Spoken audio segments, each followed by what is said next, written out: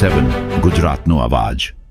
નમસ્કાર દર્શક મિત્રો, i7 ન્યૂઝ ગુજરાતીની સાથે હું છું આપની સાથે પાયલ બામભણિયા। તો જોઈએ આજના મહત્વના સમાચાર।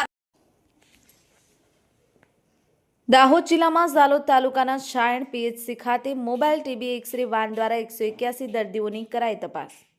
મળતી માહિતી મુજબ દાહોદ જિલ્લાના ઝાલોદ તાલુકાના શાયણ પ્રાથમિક આરોગ્ય કેન્દ્ર ખાતે 100 દિવસીય સઘન ટીબી નિર્મૂલન ઝુંબેશ અંતર્ગત વિશેષ આરોગ્ય કેમ્પનું આયોજન કરવામાં આવ્યું હતું। આ આરોગ્ય કેમ્પ દરમિયાન મોબાઈલ ટીબી એક્સરે વાનની મુલાકાત લેવામાં આવી હતી, જેમાં કુલ 181 શંકાસ્પદ દર્દીઓના ટીબી એક્સરે ટેસ્ટ કરવામાં આવ્યા। આ ઉપરાંત દર્દીઓ માટે વજન, ઊંચાઈ, બ્લડ પ્રેશર તેમજ ડાયાબિટીસ જેવી વિવિધ આરોગ્ય તપાસણીઓ પણ હાથ ધરવામાં આવી હતી।